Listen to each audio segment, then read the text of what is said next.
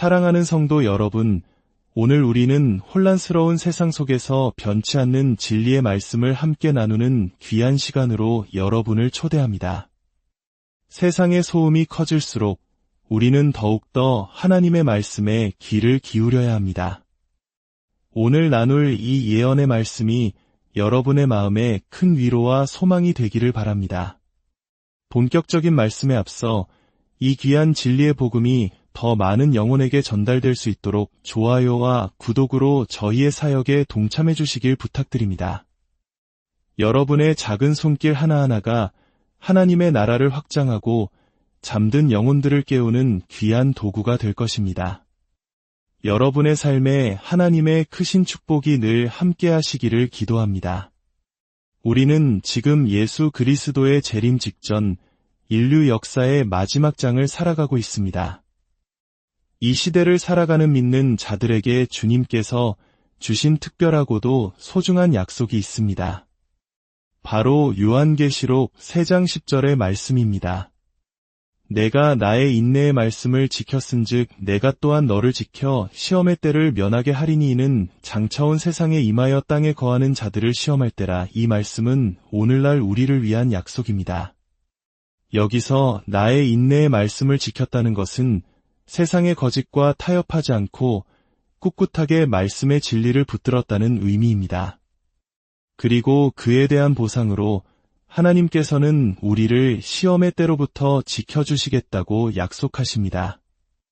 여기서 우리가 주목해야 할 점은 로부터 지켜준다는 표현입니다. 헬라어 원문에서 이 부분은 에크라는 전치사를 사용하는데 이것은 단순히 어떤 어려움 속에서 보호해준다는 의미를 넘어섭니다. 애 밖으로 완전히 건져내신다는 강력한 의미를 담고 있습니다. 즉, 온 세상에 임할 그 무서운 시험의 시간, 우리가 7년 대환난이라고 부르는 그 시간이 시작되기 전에 우리 믿는 자들을 이 세상으로부터 완전히 들어 올려 구원하시겠다는 약속인 것입니다. 이것이 바로 우리가 휴거라고 부르는 영광스러운 소망의 핵심입니다. 이 시험은 누구를 위한 것입니까? 성경은 분명히 말합니다. 땅에 거하는 자들, 즉 하나님을 믿지 않는 자들을 시험하기 위함이라고 말입니다. 요한계시록의 다른 구절들을 살펴보면 이 땅에 거하는 자들은 어린 양의 생명책에 그 이름이 기록되지 않은 자들, 오히려 성도들을 박해하고 죽이는 자들로 묘사됩니다. 따라서 이 약속은 우리에게 엄청난 위로를 줍니다. 우리는 우리의 행위나 자격 때문이 아니라 오직 하나님의 은혜로 그 끔찍한 환난의 시간을 겪지 않고 그 시간 밖으로 옮겨질 것입니다. 배교가 점점 심해지는 이 마지막 때에 하나님께서는 자신의 자녀들을 이처럼 특별한 방식으로 지켜보시는 것입니다. 그렇기에 지금은 우리가 영적으로 잠들어 있을 때가 아닙니다. 마치 침몰하는 타이타닉호의 갑판에서 노그릇을 닦고 있을 시간이 없는 것처럼 말입니다. 오늘날 많은 교회들이 수백만, 수십억을 들여 화려한 건물을 짓는 데 집중하지만 지금 가장 시급한 것은 한 영혼이라도 더 그리스도께로 인도하는 것입니다.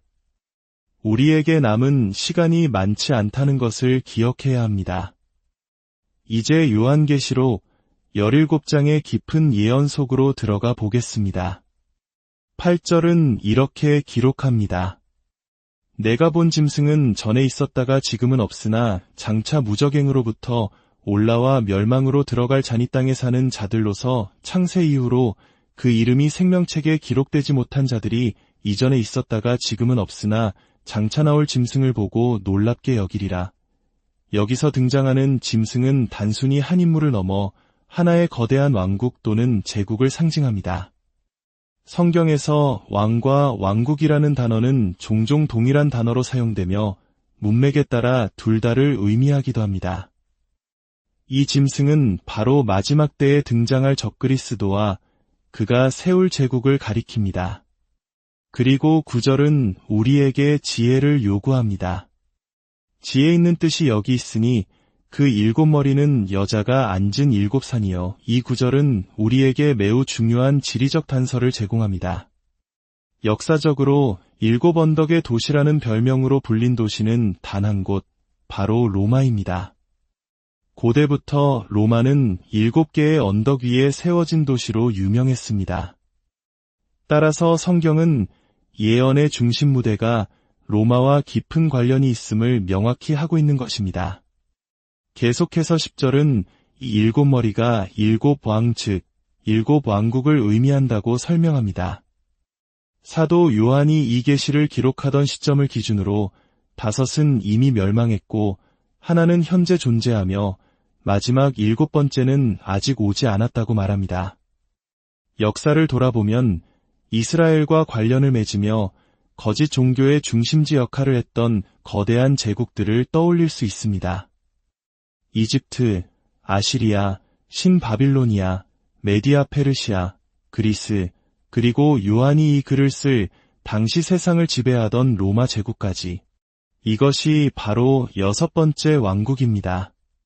그리고 예언은 7번째 왕국이 잠시 나타났다가 그 이후에 미스터리한 8번째 왕이 등장할 것을 예고합니다.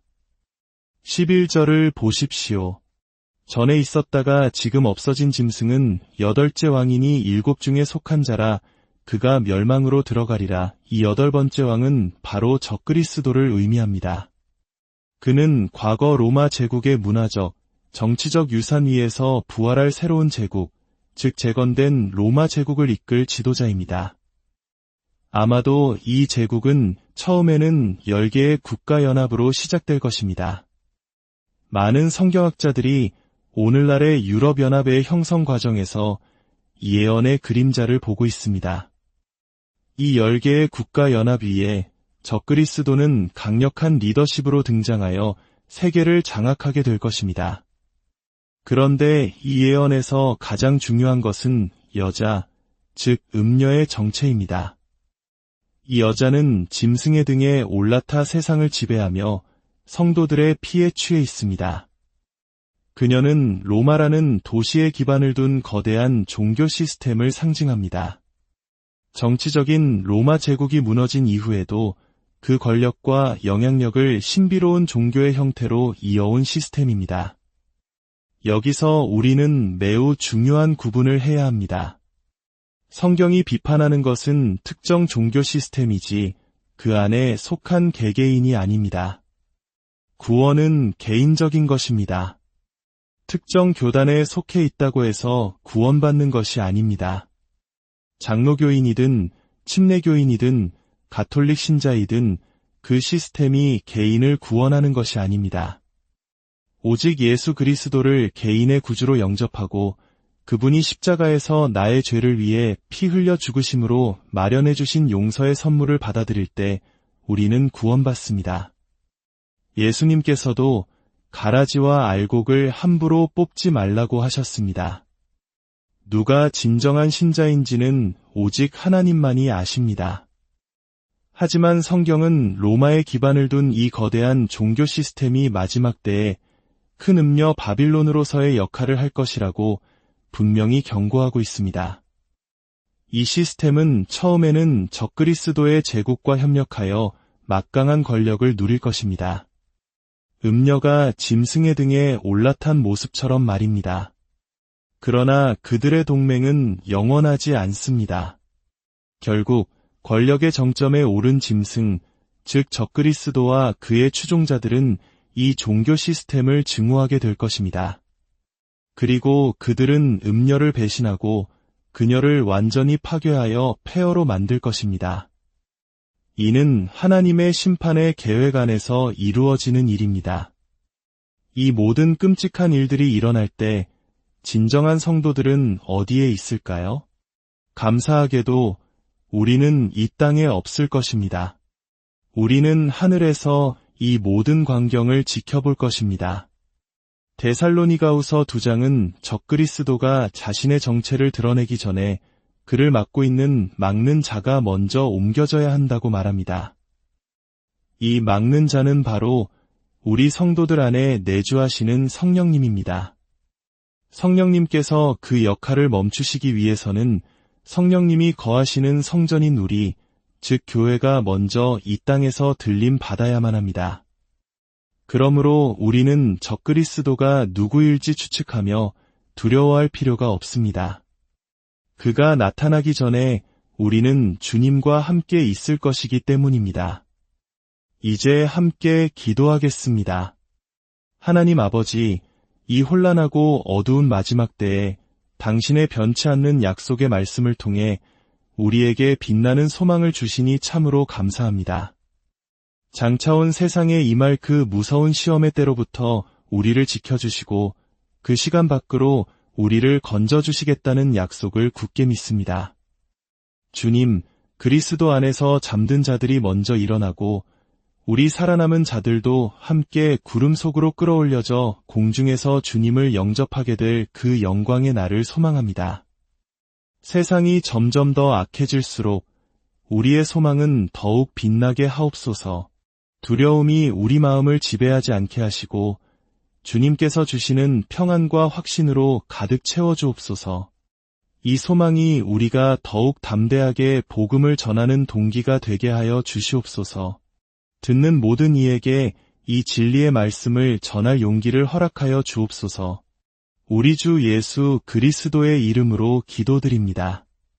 아멘. 주 예수 그리스도의 은혜와 평강이 이 말씀을 듣는 모든 분들의 삶과 가정 위에 충만하시기를